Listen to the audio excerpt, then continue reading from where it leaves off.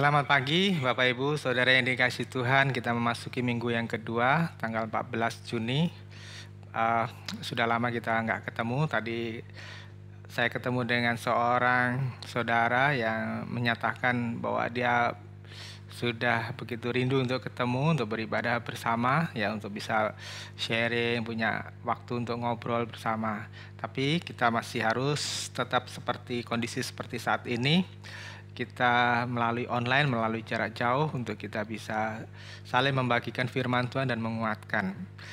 Bapak Ibu Saudara, topik pada pertemuan kali ini saya akan membahas tentang judul tidak mengumpulkan uang receh. Saudara tahu uang receh, uang koin ya, atau uang yang nilainya kecil. Nah, saya mendorong kita semuanya yang berhubungan dengan kekekalan, kita tidak lagi mengumpulkan hal yang sepele, ya, kita tidak memperjuangkan hal yang sepele yang saya ibaratkan dengan uang receh tadi, tetapi kita berbicara tentang pengumpulan harta yang sesungguhnya yang berdampak kepada kekekalan. Nah, ini sangat ditentukan dari cara pandang saudara dan saya, ya.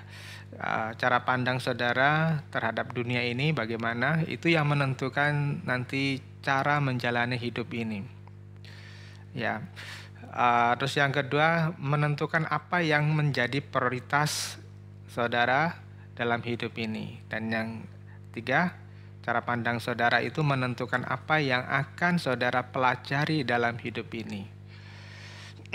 Ketika saudara memiliki cara pandang yang benar, maka saudara akan menjalani hidup ini sesuai dengan firman Tuhan, dan pada suatu harinya kelak saudara akan menikmati hasilnya atau buahnya yang baik yang ada di dunia ini maupun pada yang kekekalan yang akan datang. Ya, hidup setelah mati atau hidup setelah di balik kubur. Nah, kalau saudara memiliki cara pandang yang sudah benar, saudara akan bisa menentukan prioritas apa yang paling utama, prioritas apa dalam hidupmu yang saudara harus utamakan. Apakah prioritasmu itu adalah mengumpulkan harta kekayaan, prioritasmu itu adalah mencari jodoh, menikah dan punya anak, prioritasmu itu adalah untuk mencari senang-senang, atau saudara punya prioritas yang berdampak kekekalan, yaitu menyenangkan hati Bapa, melakukan kehendak Bapa. Nah, kalau saudara sudah memiliki prioritas, saudara akan tahu mana yang saudara harus pelajari. Ya, ada hal-hal yang harus dipelajari secara prioritas. Ya, kita belajar tentang ilmu-ilmu sekuler, teknik, ekonomi, akuntansi, dan sebagainya, itu penting. Tetapi saudara tidak bisa hanya mengandalkan ilmu-ilmu tadi saja dalam mengisi waktu hidup saudara, tetapi ada ilmu yang saudara harus tidak boleh lupakan, tidak boleh saudara abaikan, tidak boleh saudara tinggalkan, yaitu pengenalan akan Allah. Ya, karena firman Tuhan jelas mengatakan, umatku binasa karena mereka menolak pengenalan akan Allah. Ya, dan tidak hanya orang yang bersangkutan saja yang akan binasa, tetapi juga bahkan keturunannya pun akan binasa. Hosea pasal 4 ayat yang ke-6. Oleh sebab itu saya mengajak saudara memperhatikan di dalam Matius pasal 6 ayat 19 dan sampai dengan 24, Matius 6 ayat 19 sampai dengan 24, bagaimana kita memiliki cara pandang yang benar selama kita hidup di dunia ini. Hal mengumpulkan harta. Janganlah kamu mengumpulkan harta di bumi ngengat dan karat merusakannya dan pencuri membongkar serta mencurinya. Tetapi kumpulkanlah bagimu harta di sorga ngengat dan karat tidak merusakannya dan pencuri tidak membongkar serta mencurinya. Karena di mana hartamu berada, di situ juga hatimu berada. Mata adalah pelita tubuh. Jika matamu baik, teranglah seluruh tubuhmu. Jika matamu jahat, gelaplah seluruh tubuhmu. Jadi jika terang yang ada padamu gelap, betapa gelapnya kegelapan itu. Tak seorang pun dapat mengabdi kepada dua tuan, karena jika demikian, ia akan membenci yang seorang dan mengasihi yang lain, atau ia akan setia kepada yang seorang dan tidak mengindahkan yang lain. Kamu tidak dapat mengabdi kepada Allah dan kepada Mamon. Kita tuh tanpa sadar seringkali memprioritaskan atau mengejar sesuatu yang bukan kepada kekekalan. Kita seringkali memprioritaskan pengejaran harta dunia. Ya, contohnya ya, ketika kita memiliki satu kebutuhan atau kesulitan, ya kita akan berusaha mati-matian untuk membereskan kebutuhan tadi atau kesulitan tadi dengan kita bekerja mati-matian, dengan kita menggenggam erat-erat uang ini sehingga kita tidak mau membagi, kita pelit, kita kikir, kita tidak punya belas kasihan kepada orang lain, tidak punya kepedulian dengan orang yang sedang mengalami kesusahan. Karena apa? Karena prioritasnya adalah saya harus mencapai tingkat standar sosial tertentu, kekayaan tertentu. Dan ketika kita punya prioritas yang seperti itu, kita akan menghabiskan sebagian besar dalam hidup kita, sebagian besar waktu dalam hidup kita, itu hanya untuk mengejar hal-hal yang fana tadi, tanpa punya waktu untuk memikirkan atau melakukan yang berhubungan dengan kekekalan. Kalau kita lihat di dalam 1 Timotius pasal yang ke-6 ayat yang ke-9, 1 Timotius pasal 6 ayat yang ke-9, itu orang-orang yang terjebak di dalam wilayah pengejaran tadi, itu akan mengalami kejatuhan yang luar biasa. Kita dengar firman dulu dari 1 Timotius pasal 6 ayat 9. Tetapi mereka yang ingin kaya terjatuh ke dalam pencobaan, ke dalam jerat dan ke dalam berbagai-bagai nafsu yang hampa dan yang mencelakakan, yang menenggelamkan manusia ke dalam keruntuhan dan kebinasaan. Ya, semua orang yang menginginkan kekayaan, yang menginginkan harta duniawi, yang menginginkan kesenangan, ini kekayaan ini bukan hanya dalam bentuk uang, ya, atau perhiasan. Itu bisa juga dalam bentuk kehormatan, bisa juga dalam bentuk kesenangan-kesenangan, ya. Itu orang akan dijatuhkan, ya. Orang akan dibawa oleh iblis dalam kejatuhan yang disebut di sini adalah pencobaan atau pairasmon, pencobaan. Terus yang kedua di dalam jerat atau bahasa Yunaninya pagida, dan nafsu yang hamba, epitimias. Saudara yang dikasih Tuhan, kenapa orang-orang ini bisa dibawa oleh iblis masuk atau jatuh di dalam pencobaan? Karena hatinya, tadi dikatakan di dalam Matius pasal yang ke-6 tadi, mata hatinya itu sudah hanya tertuju kepada harta, sehingga yang lain-lainnya itu tidak bisa dilihat. Apakah itu peri kemanusiaan, apakah itu kenajisan, apakah itu hal yang buruk, itu tidak lagi dia bisa lihat. Yang penting adalah harta dan harta. Ya. Nah, ini pencobaan. Akhirnya orang yang terjerat di dalam keinginan untuk menjadi kaya itu, dia bisa sogok orang, sogok menyogok, korupsi, dia bisa menipu orang lain, dia bisa menjatuhkan orang lain, dia bisa menggunakan segala cara hal yang najis seperti menjual diri, ya, untuk mendapatkan kekayaan. Dan di sini keinginan kaya juga menjadi jerat. Maksudnya apa? Begitu orang itu masuk di dalam wilayah itu, orang itu seperti kayak burung yang masuk di dalam jerat atau ikan masuk di dalam berubu, nggak bisa keluar lagi. Orang yang terobsesi dengan kekayaannya itu akan sulit sekali keluar dari keinginan, dari kondisi kekayaannya tadi. Dia pasti akan bergumul terus untuk menambah kekayaan sampai tidak terbatas. Ya, terus akhirnya dia jatuh di dalam berbagai nafsu yang hampa, epitimias. Saudara, apa maksudnya nafsu yang hampa? Segala yang dibangun dari jiwa yang terinfeksi oleh dosa, tercemar oleh dosa tadi, uang yang didapat ini tidak lagi digunakan untuk hal yang memuliakan Allah, tetapi uang yang dimiliki itu akhirnya digunakan untuk hal yang nggak benar. Habis di meja judi, dia bisa beli perempuan kalau dia yang laki-laki, ya. Berapapun harga seorang perempuan satu malam itu tidak menjadi masalah, 80 juta, 100 juta. Kalau yang wanita dia beli laki-laki lainnya. Ada tante-tante yang suka dengan anak muda dan seterusnya. Nah, saudara yang dikasih Tuhan itu karena orang tadi sudah tidak mampu mengelola keuangannya sehingga digunakan untuk nafsu yang hampa. Dan orang-orang yang tersebut itu akan tenggelam di dalam keruntuhan. Ya, keruntuhan moral, menjadi kacau, keruntuhan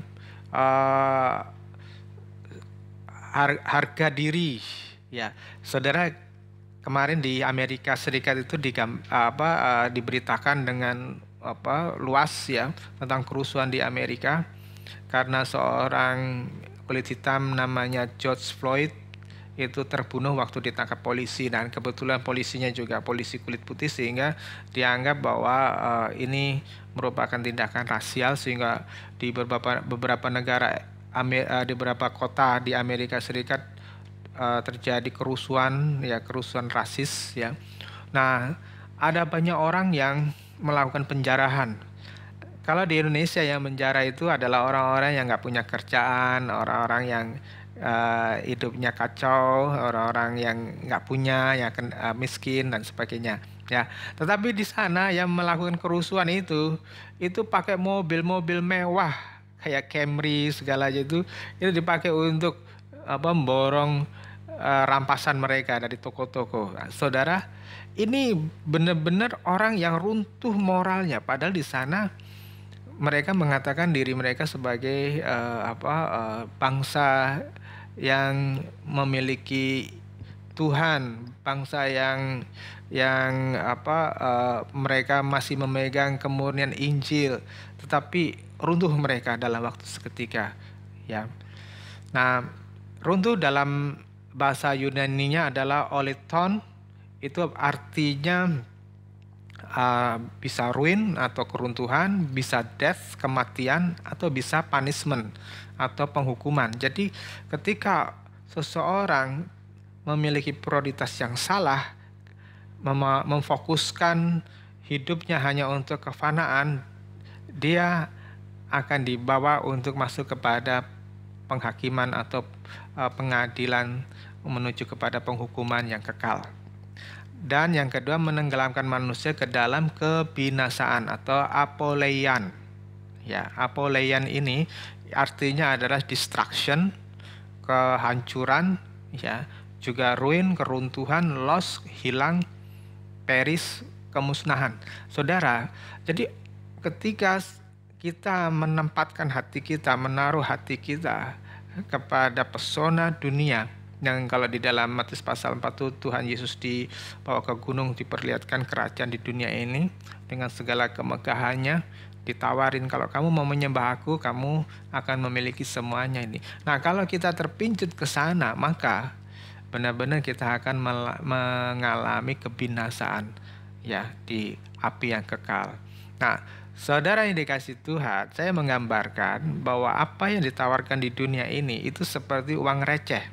Ya, seorang namanya Bill Gates dengan penghasilan 1 detik itu 6 juta rupiah, atau Mark Zuckerberg yang pemilik FB ya, Facebook.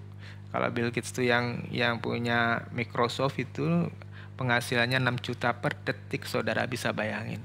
Ketika dia jalan-jalan, lihat ada duit 200.000 jatuh ke jalan begitu, dia hanya lewatin begitu aja. Karena apa? Untuk ngambil uang yang jatuh tadi 200.000 bagi kita mungkin banyak ya.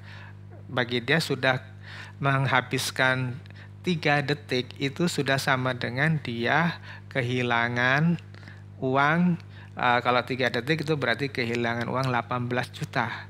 Jadi daripada dia capek-capek ngambil yang 200.000 dengan resiko mengalami pelecehan atau pencemaran, mendingan dia jalan terus gitu. Karena dalam 3 detik dia sudah mengantongi 18 juta.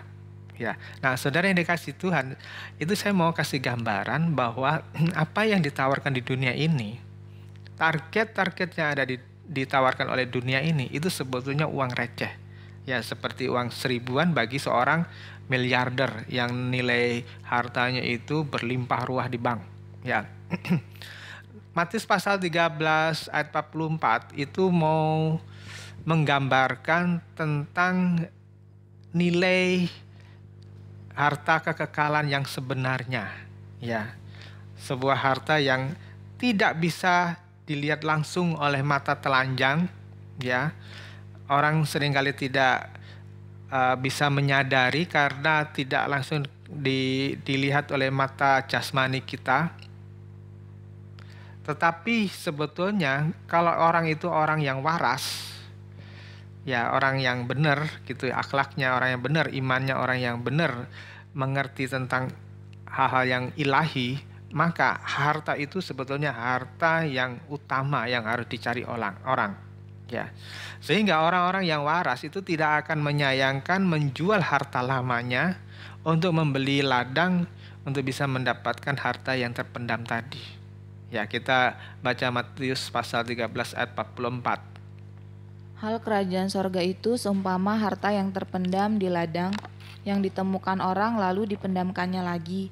Oleh sebab sukacitanya pergilah ia menjual seluruh miliknya lalu membeli ladang itu. Ya, hal kerajaan surga itu seumpama harta yang terpendam. Saya tidak tahu berapa nilainya ya di situ untuk penggambaran yang diberikan oleh Tuhan Yesus. Tetapi hal yang menarik adalah di ayat yang B tadi ya, 44b, oleh sebab itu sukacitalah orang tadi yang menemukan ladang tadi yang ada harta terpendam di dalam tanah. Pergilah ia menjual seluruh miliknya. Ya, ini yang harus diperhatikan. Menjual seluruh miliknya. Nah, saudara, di sini kita bisa melihat bagaimana mendapatkan harta yang sesungguhnya, yaitu harta sorgawi, yaitu kekekalan yang akan datang.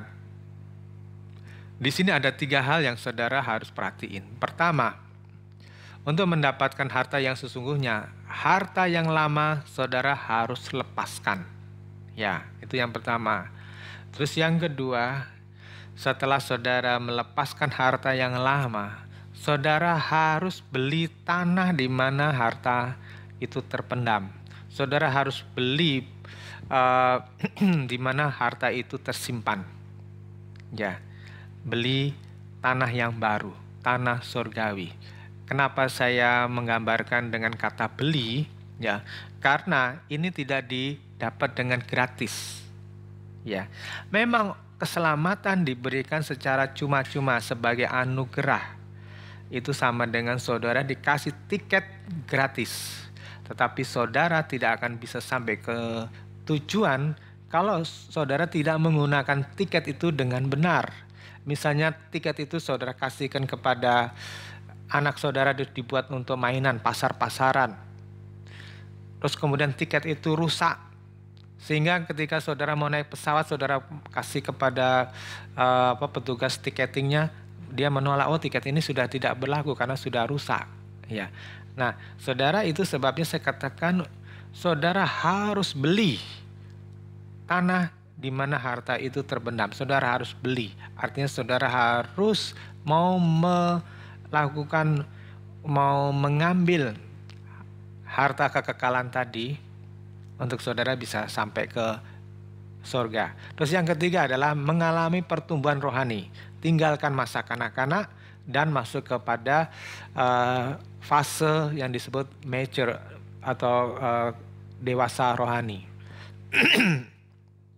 Nah, sekarang kita bahas melepaskan harta yang lama. Tadi di dalam Matius pasal 13 ayat 44, Pergilah ia menjual seluruh miliknya lalu membeli ladang itu. Ya, harta yang lama atau harta yang asli dalam hidup saudara adalah semua kesenangan dunia dan kepentingan diri sendiri. Sesuatu yang memuaskan keduniawian saudara tanpa memperdulikan kepentingan Tuhan. Ketika saudara tidak peduli kepentingan Tuhan, walaupun motivasi saudara itu mengatasnamakan Tuhankah, umumkah, sosialkah gitu, tetapi sebetulnya kalau itu ada terbesit kepentingan diri sendiri, ya, maka itu sebetulnya masih harta yang lama. Misalnya begini. Ada banyak orang yang pergi sekolah Alkitab atau sekolah pendeta, sekolah teologi ya. Belum tentu mereka murni karena pengen melayani Tuhan. Seyogyanya orang yang sekolah Alkitab itu kan adalah belajar mengenal siapa Allah dan belajar bagaimana memenangkan orang. Mereka yang hidup di dalam kegelapan, mereka yang hidup di dalam kenajisan itu ditolong supaya mereka bangkit, bertobat dan diselamatkan. Kan mestinya begitu. Tetapi ada banyak pada kenyataannya orang masuk ke sekolah Alkitab dengan obsesi, nanti saya mau menjadi seorang pendeta, saya menjadi seorang konselor yang terkenal, saya akan menjadi seorang pengkhotbah yang terkenal dengan pemasukan yang banyak, dengan memiliki mansion yang mewah, memiliki mobil yang mewah, bahkan kalau perlu memiliki jet pribadi yang mewah. Ya, itu ada agenda terselubung yang tidak orang lain tahu, tapi kita sendiri tahu dan Allah yang tahu. Ya, saudara mungkin seperti saya dengar Bill Gates itu memberikan sebagian besar, mungkin lebih dari 50% dari hartanya untuk dana sosial begitu. Orang akan bertepuk tangan, oh bagus sekali orang ini ya. Mungkin kita mau meniru-niru seperti beliau ya, membagi-bagikan uangnya buat kepentingan orang lain. Tapi waktu kita memberi, kita mesti koreksi. Mengapa kita memberi? Apakah supaya kita tercatat nama kita di koran, ditulis besar-besar, Aditomo sudah memberi ke orang ini, si A, si B, si D. Ya, dia orang yang sangat dermawan. Apakah seperti itu? Nah, hanya saya yang tahu dan Tuhan yang tahu. Jadi saudara yang dikasih Tuhan, lepaskan semua harta yang lama, yang orang lain bahkan tidak tahu, yang terselubung. Hal-hal yang najis yang terpendam di dalam diri kita, kesombongan, ya, rasa sakit hati, dendam, kebencian pada orang lain, cemburu, iri hati, kemalasan, mementingkan diri sendiri, tidak peduli orang lain, ya, acuh terhadap nasib orang lain, itu adalah harta-harta yang lama. Ya, nah, saudara jual itu, buang itu, ya, dan kemudian beli harta yang sesungguhnya. Membeli harta yang sesungguhnya itu seperti kalau digambarkan di dalam Matius pasal 25 ayat 1 sampai 13, kita tidak akan baca tapi saudara akan baca sendiri. Matius 25 ayat 1 sampai 13 seperti 5 gadis yang bijaksana. Ya, dia membeli minyak, dia sudah mempersiapkan minyak untuk pelitanya supaya ketika nanti mempelai datang mereka udah siap. Nah, saudara yang dikasih Tuhan, apa arti membeli minyak itu? Ya, banyak gereja mengatakan bahwa itu adalah pengurapan sehingga orang yang membeli minyak itu memiliki tanda-tanda karunia-karunia roh, bisa berbahasa roh, bisa karunia mujizat dan sebagainya. Ya, saudara yang dikasih Tuhan, karena di situ konteksnya membeli kepada si penjual minyak, maka di sini ada sesuatu yang harus dikeluarkan oleh 5 gadis itu ya untuk bisa mendapatkan minyak. Nah, membeli ini itu dikaitkan dengan Wahyu pasal yang ketiga ayat 18 ya, belilah daripadaku emas yang dimurnikan dengan api ya. Waktu Tuhan Yesus menasihati jemaat Laodikia ya, satu jemaat yang makmur di kota Laodikia, jemaat yang dikatakan di situ merasa kaya, ya, merasa punya semuanya, merasa diberkati, tidak memerlukan pertolongan dan lain-lainnya, tetapi Tuhan mengatakan kamu miskin melarat, ya. Kamu miskin melarat. Nah, Tuhan bicara, belilah daripadaku emas yang dimurnikan dengan api. Jadi kalau 5 gadis itu membeli minyak dari si penjual minyak tadi, itu bukan hanya mendapatkan karunia-karunia roh, tetapi ini berbicara soal kemurnian hati yang kita harus perjuangkan kepada si pemberi hati, si pencipta segala sesuatu, yaitu Tuhan Allah. Ya, dimurnikan dengan api. Hati yang telah disaring, yang telah dimurnikan, yang sudah ditempa, dibentuk. Ya, seperti pandai emas itu, kalau membentuk emasnya menjadi satu perhiasan itu harus dipanasin gitu, dibentuk sedemikian rupa sehingga dia bisa menjadi satu benda yang bagus. Kalau emas batangan kotak gitu nggak menarik. Tapi kalau sudah menjadi leontin, menjadi cincin, menjadi anting-anting, itu akan menjadi yang bagus. Ya. Nah, hidup kita juga perlu gitu dibentuk. Kita serahkan kepada Sang Pencipta untuk membentuk kita sehingga kita kelihatan bagus, kita kelihatan indah di hadapannya.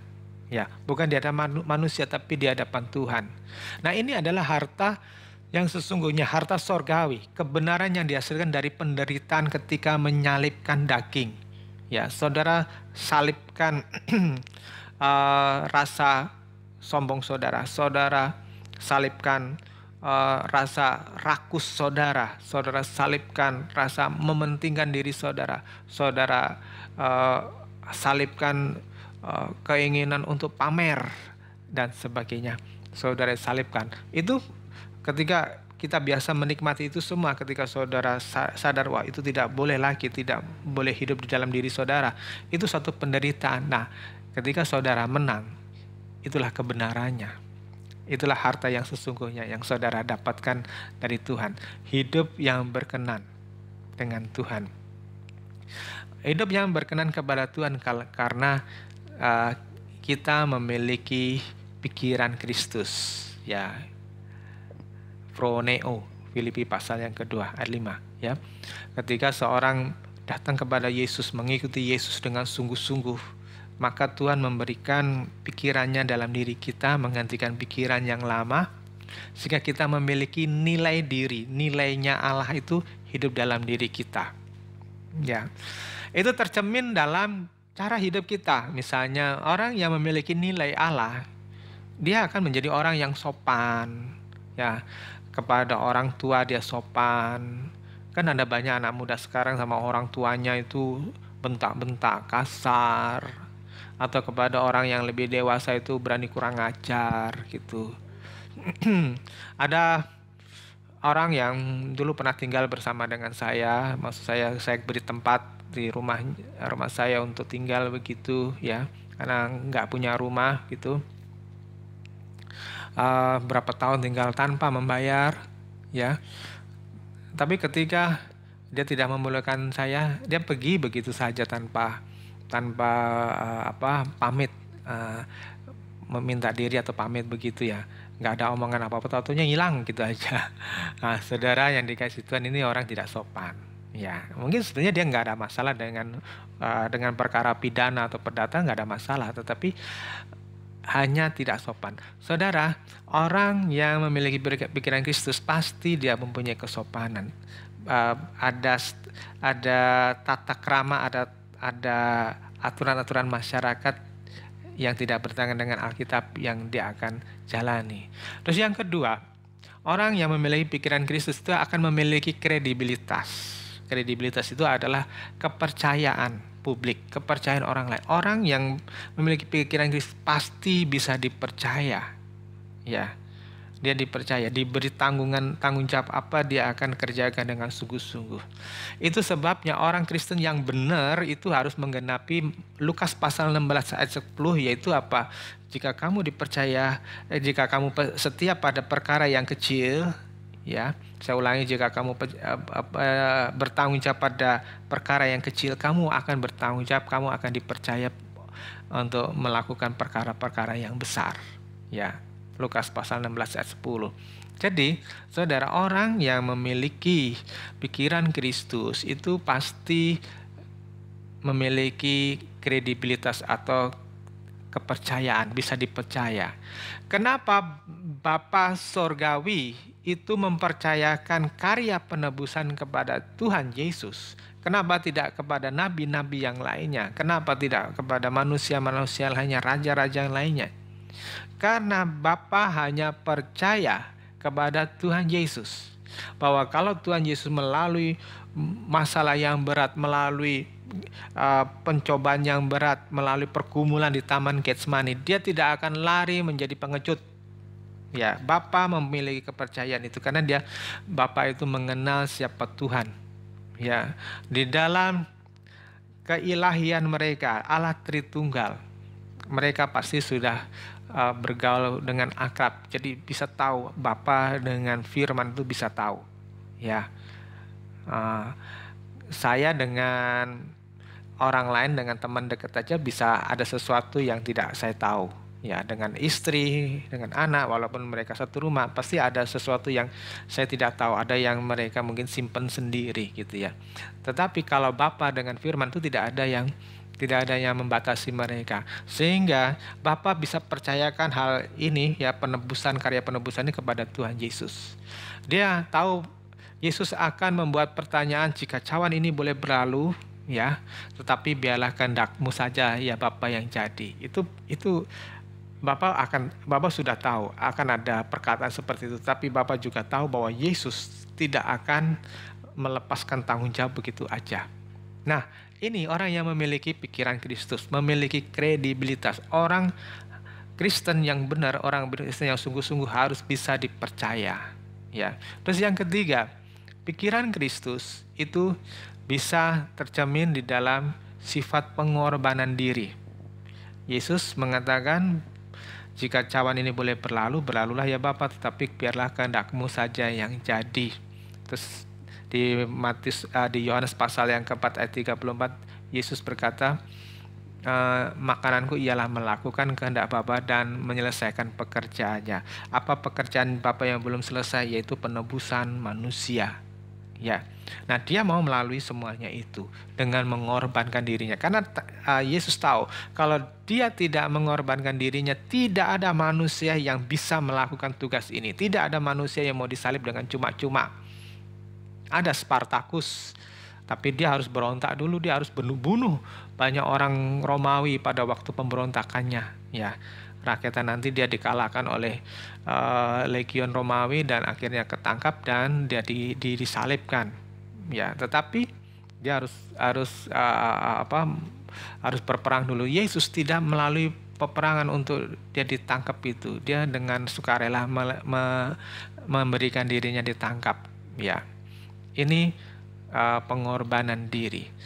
Terus juga integritas ini tercermin dalam kesetiaan kepada Tuhan.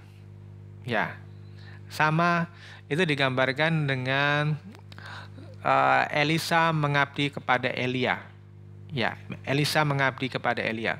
Ada banyak nabi-nabi ketika mereka pergi ke Yeriko, ketika mereka pergi ke Bethel, itu ada nabi-nabi pada waktu ngolok-ngolokin Elisa, udah nggak usah terusin aja, nggak usah ikutin Elia kan nanti akan terangkat ke surga. Rupanya rumor atau hoax atau gosip bahwa Elia akan diangkat ke surga itu sudah terdengar di seluruh nabi-nabi di Israel, sehingga Elisa yang nguntil terus ngikutin Elia itu diledekin, udah nggak usah ikutin Elia pasti akan ke surga sendiri, kamu akan ditinggal sendiri. Tapi Elisa mengatakan, saya akan mengikuti Elia kemana sampai perjalanan yang terakhir. Itu menggambarkan sebuah kesetiaan.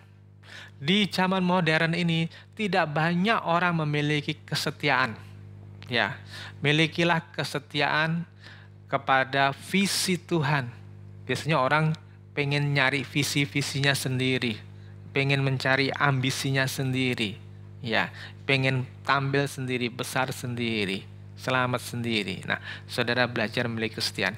Terus yang kelima, tercermin dalam keinginan saudara untuk memuliakan Tuhan. Ya, bukan untuk menyenangkan diri sendiri. Nah, ini pikiran Kristus. Saudara yang memiliki pikiran Kristus pasti pengen memuliakan Allah. Roma pasal 11 ayat yang ke-36, dari Allah, untuk Allah, bagi kemuliaan Bapa di surga. Ya, oke. Berikutnya adalah yang ketiga, ada tinggalkan masa kanak-kanak rohani dan mengalami pertumbuhan secara dewasa rohani. Matius 7 ayat 24 sampai 25. Setiap orang yang mendengar perkataanku ini dan melakukannya, ia sama dengan orang yang bijaksana yang mendirikan rumahnya di atas batu. Kemudian turunlah hujan dan datanglah banjir. Lalu angin melanda rumah itu, tetapi rumah itu tidak rubuh sebab didirikan di atas batu. Saudara yang dikasihi Tuhan Yesus, tadi di Matius pasal 7 ayat 24 dikatakan setiap orang yang mendengar perkataanku ini dan melakukannya, ia sama dengan orang yang bijaksana yang mendirikan rumahnya di atas batu. Saudara tahu, orang-orang yang membangun rumah, terutama orang yang membangun rumah bertingkat, apalagi yang high-rise building, yang tingkat 100 bahkan lebih, itu pondasinya nggak boleh main-main. Mereka memancang sampai ke lapisan yang keras, lapisan batu yang ada di bawah tanah. Nah, saudara, seandainya mereka main-main dengan pondasi, apa yang terjadi itu bangunan yang dibangun dengan biaya miliaran itu atau triliunan itu bisa ambles dan miring dan kemudian roboh. Demikian hidup kita, yang kita merindukan hidup ini, hidup penuh dengan kemuliaan Tuhan, hidup yang berkenan kepada Tuhan. Kalau kita tidak memiliki pondasi yang kuat, yaitu di dalam firman Tuhan, maka dalam perjalanan hidup saudara dan saya, pada suatu saat iblis menjegal di tengah jalan, iblis memberikan umpan pencobaan, maka akan jatuh dan tergelempang di tengah jalan, tidak mencapai tujuan yang dikehendaki oleh Allah. Dan akhirnya orang-orang yang seperti ini, walaupun labelnya Kristen sekalipun, walaupun dia sudah melayani Tuhan sekalipun, dia akan terbuang ke neraka. Karena firman Tuhan katakan orang yang mengundurkan diri, aku tidak berkenan kepadanya. Ya. Nah, saudara yang dikasihi Tuhan, apa yang bisa menghalangi orang bisa menangkap firman Tuhan? Apa yang bisa menghalangi orang tidak bisa mengerti firman Tuhan walaupun dikhotbahkan berkali-kali setiap hari Minggu atau tengah minggu dalam komsel-komsel, ya? Itulah yang disebut sebagai pencobaan. Kalau kita lihat firman Tuhan di dalam Lukas pasal yang 8 ayat 13, Lukas pasal 8 ayat 13, itu sekalipun orang itu mendapat firman Tuhan, sekalipun orang itu diberi pewahyuan yang luar biasa dari firman Tuhan, tetapi ketika pencobaan itu datang, ia bisa meninggalkan Tuhan dan murtad. Kita dengar Lukas pasal 8 ayat 13. Yang jatuh di tanah yang berbatu-batu, ialah orang yang setelah mendengar firman itu menerimanya dengan gembira. Tetapi mereka itu tidak berakar, mereka percaya sebentar saja dan dalam masa pencobaan mereka murtad. Ya, ketika masa pencobaan mereka murtad. Kata pencobaan yang tadi kita sudah baca di dalam 1 Timotius pasal 6 ayat 9. Nah, kita coba dulu, kita baca dulu 1 Timotius 6 ayat 9. Tetapi mereka yang ingin kaya terjatuh ke dalam pencobaan, ke dalam jerat, dan ke dalam berbagai-bagai nafsu yang hampa dan yang mencelakakan, yang menenggelamkan manusia ke dalam keruntuhan dan kebinasaan. Ya, keinginan kaya membuat orang jatuh di dalam pencobaan. Nah, kata pencobaan yang digunakan di 1 Timotius 6 ayat 9 ini, itu juga digunakan oleh Tuhan di dalam Lukas pasal 8 ayat 13 tentang orang-orang yang tidak dapatan uji, ya, orang-orang yang tidak tahan terhadap tekanan-tekanan, walaupun mereka sudah mendapat firman Tuhan, mereka akan murtad, ya.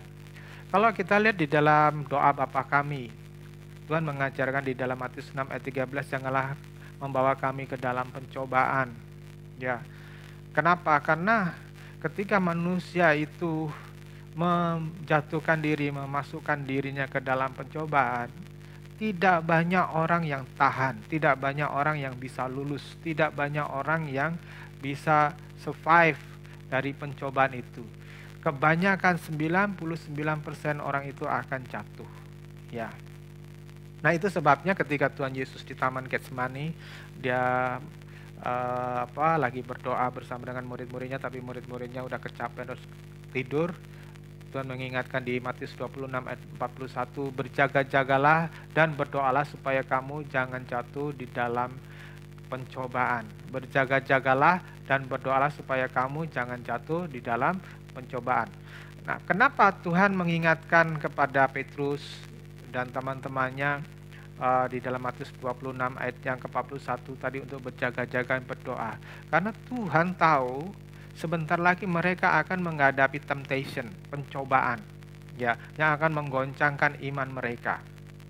Saat ini mungkin saudara di Indonesia tidak akan mengalami seperti yang dialami Petrus dan kawan-kawannya 2000 tahun yang lalu, atau yang dialami oleh gereja mula-mula pada zaman Nero tahun 50-an dan Polikarpus ya pada abad yang kedua. Saudara menikmati kebebasan di Indonesia ini, tetapi ada pencobaan yang sama yang membuat orang itu bisa di dalam Lukas pasal 8 ayat 13 tadi murtad atau meninggalkan Tuhan. Nah, itulah yang disebutkan di dalam 1 Timotius pasal 6 ayat 9, keinginan untuk menjadi kaya. Ya, keinginan untuk menjadi kaya. Tapi kaya ini tidak hanya sekedar harta, ya, kaya harta, tetapi sekedar keinginan untuk menikmati dunia. Ya, keinginan untuk menikmati kesenangan dunia. Kesenangan dunia tidak harus dalam bentuk uang, tidak hanya dalam bentuk harta. Bisa kesenangan dunia itu dalam bentuk pergaulan, dunia gemerlap, cita rasa, kesenangan-kesenangan, ya, tontonan, semuanya yang tidak memuliakan Tuhan, itu udah keinginan dunia. Dan itulah pencobaan yang ditawarkan oleh iblis. Pencobaan dalam bahasa Yunaninya, bahasa asli Alkitab, yaitu pairasmon. Ya. Di dalam Lukas pasal 4 ayat 13, ketika Tuhan Yesus dicobai setelah dia berpuasa 40 hari 40 malam di padang gurun, dan tiga pencobaan dia ujian yang diberikan iblis kepada Tuhan Yesus itu gagal semuanya, tidak berhasil merayu Tuhan Yesus untuk takluk kepada keinginan iblis. Maka di dalam ayat 13 Lukas pasal 4:13 di situ dituliskan, sesudah iblis mengakhiri semua pencobaan itu. Saudara ingat kan, pencobaan pertama disuruh mengubah roti batu menjadi roti ketika Yesus lapar. Itu berbicara tentang supaya manusia itu mengingini semua kebutuhan perut ke bawah.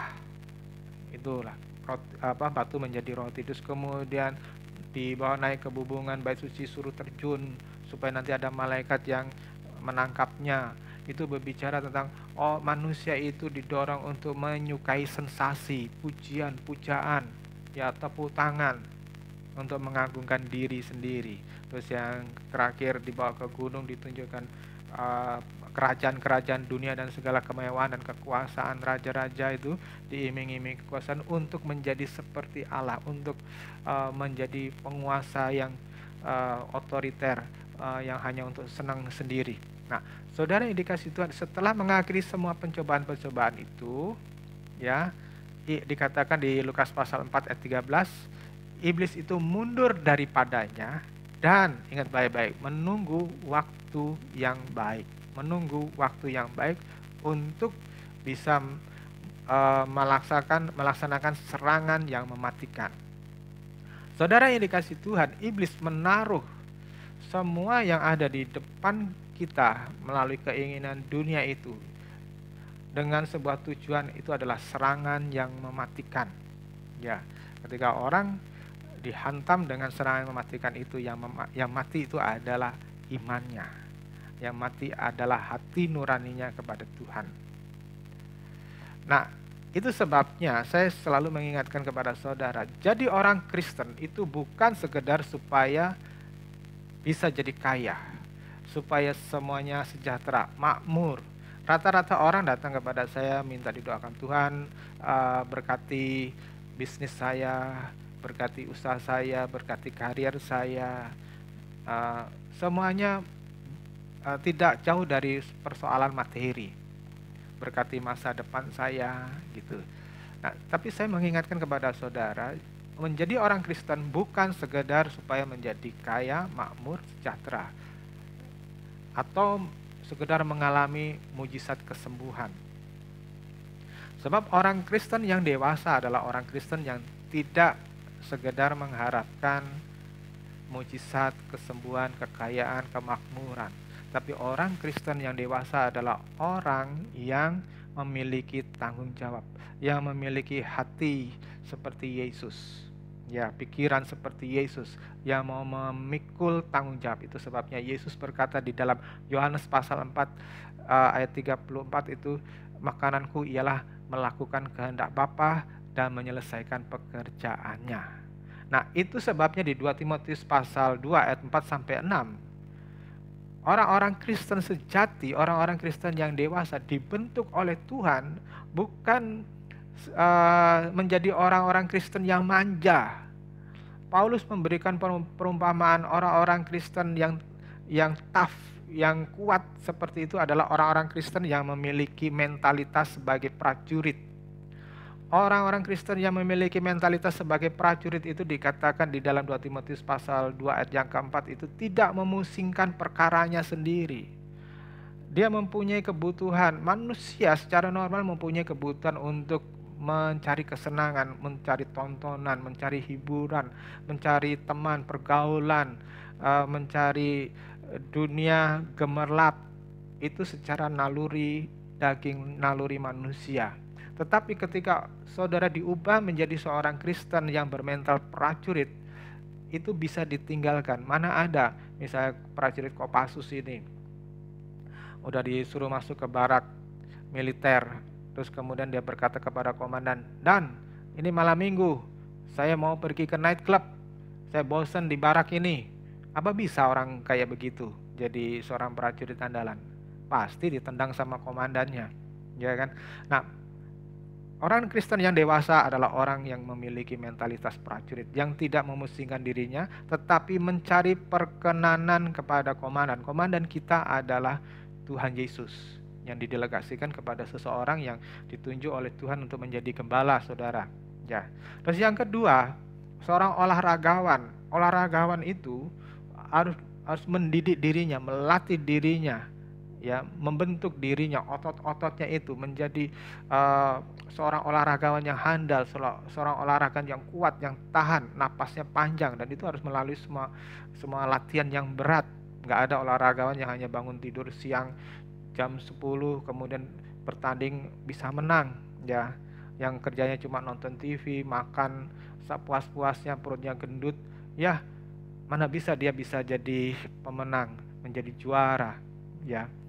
Tapi olahragawan yang memiliki tujuan, saya harus memenangkan pertandingan. Nah, itulah dia nanti akan jadi juara.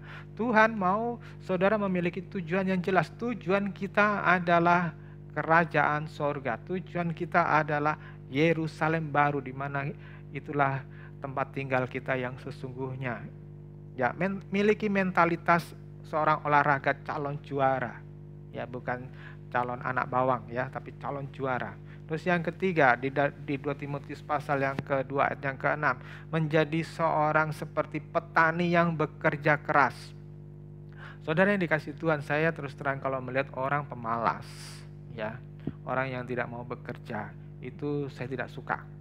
Kalau orangnya senangnya cuma tidur, orangnya cuma main HP, gadget, ya santai-santai, ya tidak mau bekerja, maunya minta uang terus sama orang tua.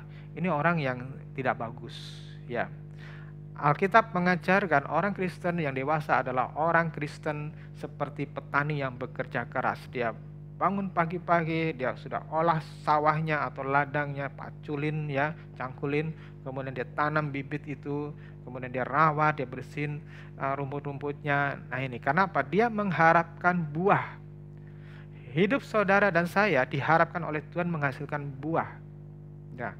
Nah, Tuhan mengatakan di dalam Matius 7 ayat 20, dari buahnya engkau tahu siapa pohonnya. Ya. Kalau hidup kita tidak menghasilkan buah, maka orang tidak akan bisa tahu pohon utama kita itu siapa.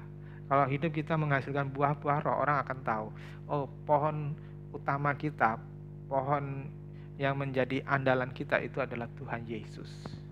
Nah ini seorang petani harus seperti itu, bisa menghasilkan buah.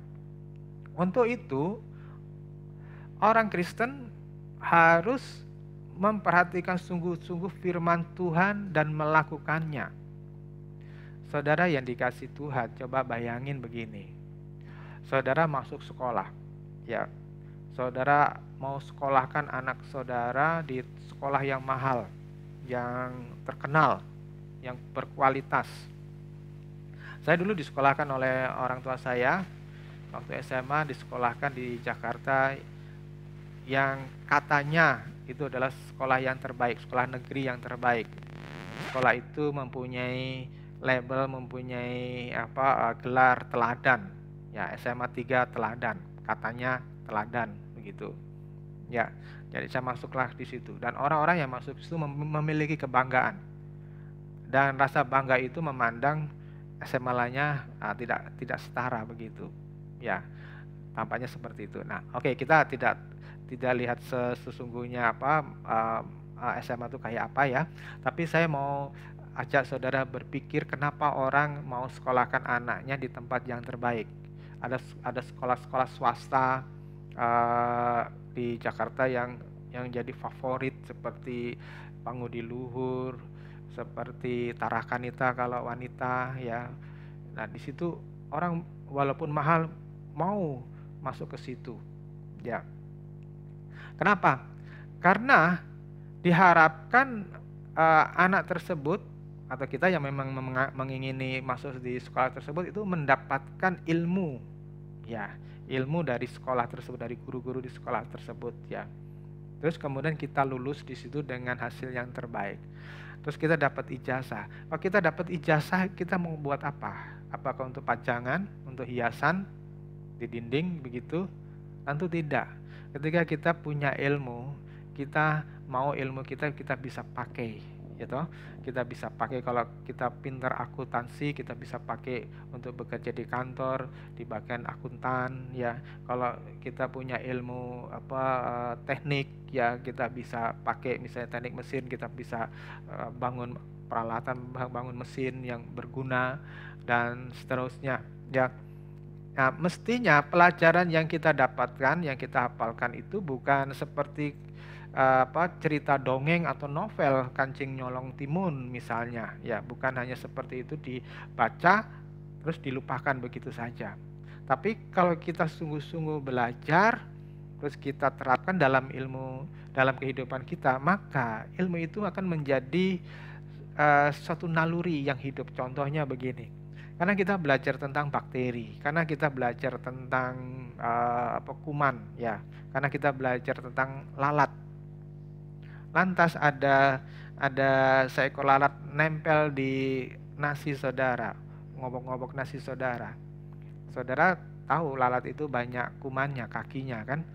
Apa lantas saudara cuek aja, penting tak makan aja begitu, nanti nggak apa-apa. Nah, kalau kita belajar tentang biologi, kita nggak akan tega makan nasi yang sudah dirubungin lalat, karena tahu bahwa lalat itu membawa kuman kolera, ya, bakteri kolera, bakteri tipes, disentri dan sebagainya, ya. Jadi kita nggak akan mau sembrono. Nah, hidup kekristenan harusnya begitu. Begitu kita dengar firman Tuhan, kita lakukan sampai firman Tuhan itu mendarah daging dalam diri kita sehingga mempunyai rambu-rambu. Oh, ini nggak bisa, nggak boleh kulalui. Orang yang mengerti rambu-rambu itu tidak akan hidupnya sembrono. Coba saya mau saudara renungkan, berapa lama saudara menjadi orang Kristen? Berapa banyak khotbah yang saudara sudah dengar setiap minggu, setiap tahun, ya? Berapa banyak waktu yang saudara berikan untuk mendengar di televisi rohani Kristen, ya, khotbah-khotbah dari pengkhotbah yang besar-besar.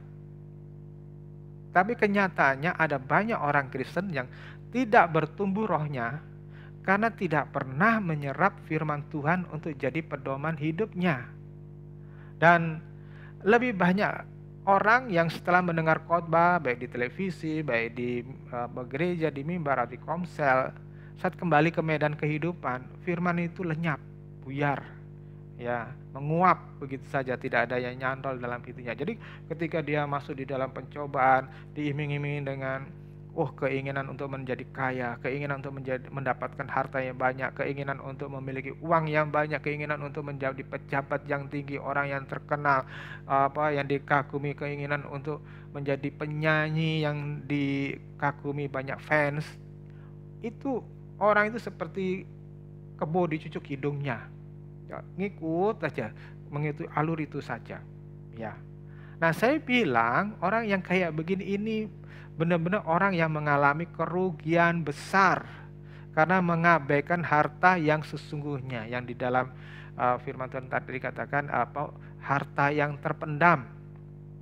Umat perjanjian baru itu sangat beda dengan umat perjanjian lama. Ya.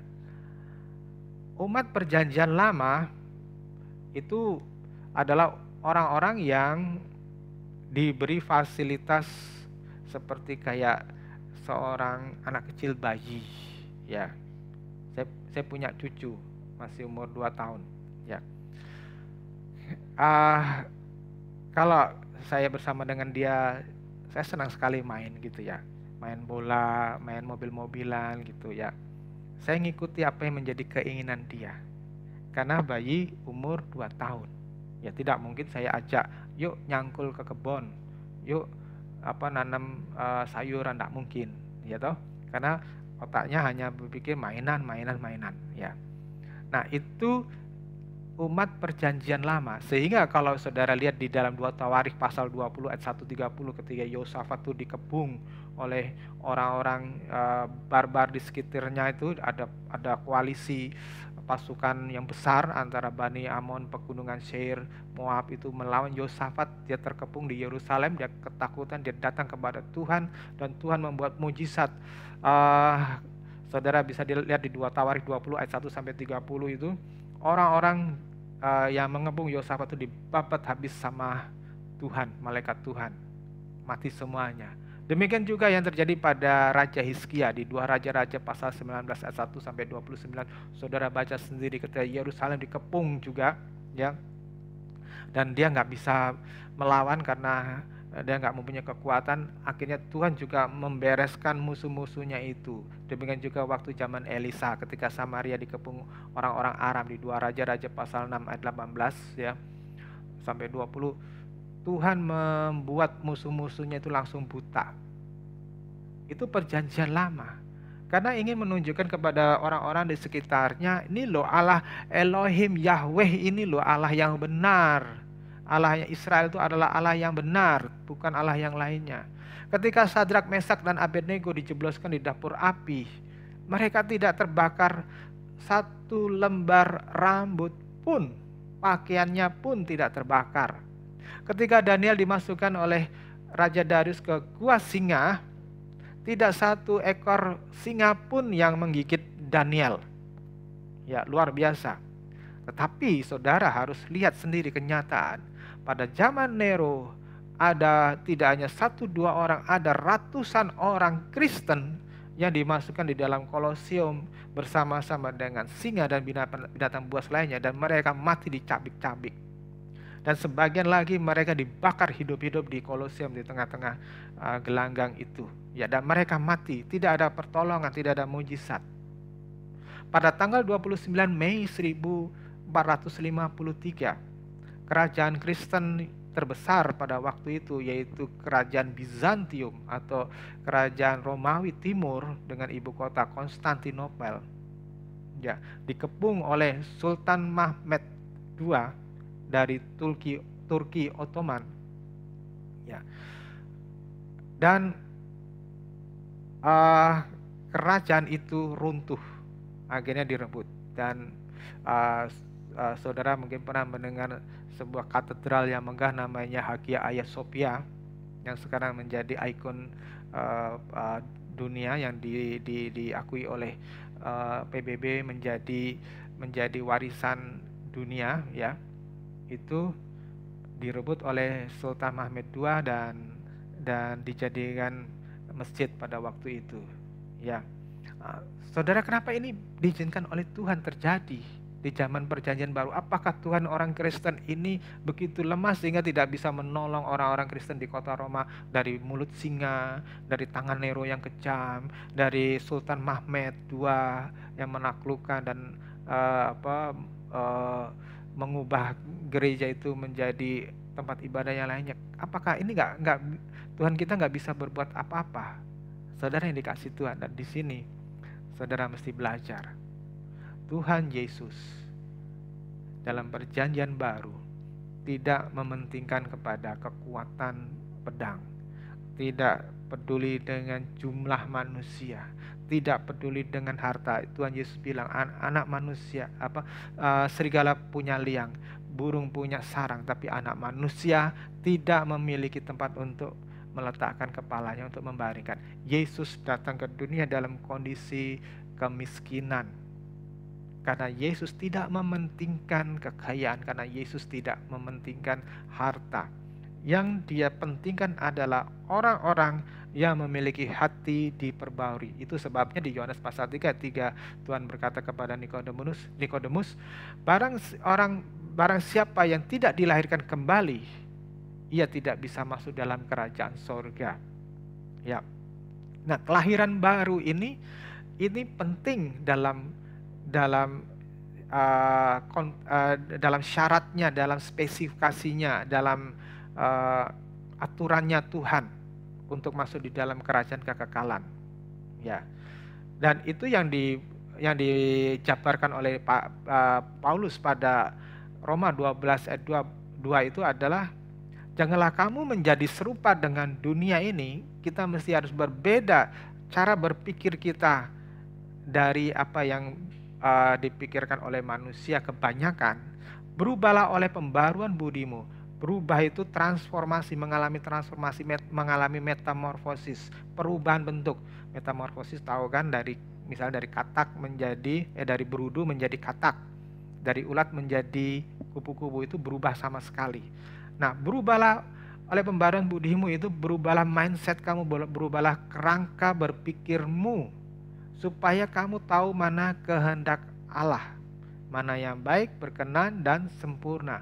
Nah, saudara, kalau saudara tidak mengalami perubahan seperti itu, dan saudara masih sama seperti orang dunia, yang tadi di depan judul khotbah ini adalah mengumpulkan uang-uang receh, ya, kesenangan dunia itu sebetulnya uang receh dari iblis, yang ditabur sama iblis, maka engkau akan binasa. Nah, karena di zaman Perjanjian Baru ini Allah mencari umat yang murni. Untuk apa? Untuk menjadi mempelai Kristus. Nah, itu dibuka kesempatannya, dibuka lamarannya sebesar-besarnya. Kalau orang-orang yang baru lulus beberapa tahun ini dan tahun kemarin itu berlomba-lomba untuk mendaftarkan diri jadi PNS, pegawai negeri sipil, mengikuti ujian, dan hanya beberapa orang yang tersaring, hanya beberapa orang yang keterima. Nah, ini dibuka sebesar-besarnya. Ya, siapa yang mau menjadi mempelai Kristus?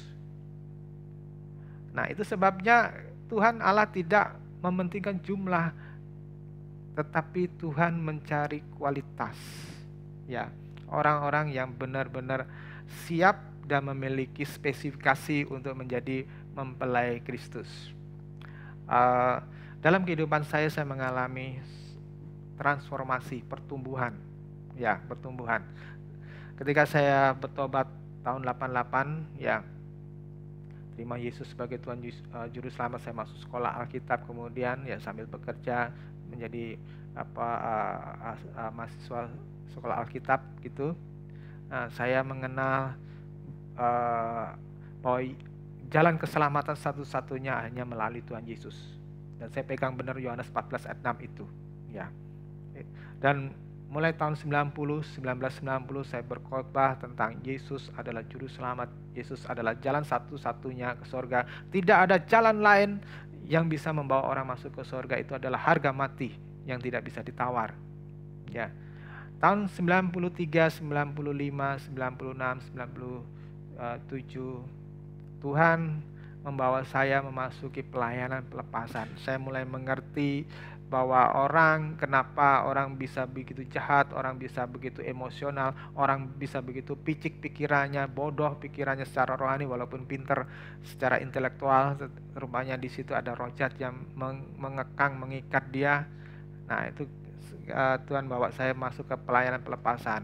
Setelah itu masuk ke tahun 1999 dan 2000, seterusnya masuk ke pelayanan inner healing, dan sekarang 2016 saya melihat bahwa Tuhan mau menyempurnakan hidup saya, mengerti kehendak-Nya dengan menyangkal diri dan memikul salib. Nah, saudara yang dikasih Tuhan, akhir kata, selama hidup ini jangan mengumpulkan uang receh. Hidup ini terlalu singkat dan tidak lebih daripada 80-90 ya, dan tidak bisa dikembalikan lagi kalau kita sudah melewatinya. Jadi sangat sayang jika Anda mengabaikan apa yang saya bagikan ini. Sampai suatu saat Anda akan mengakui bahwa apa yang saya katakan adalah benar.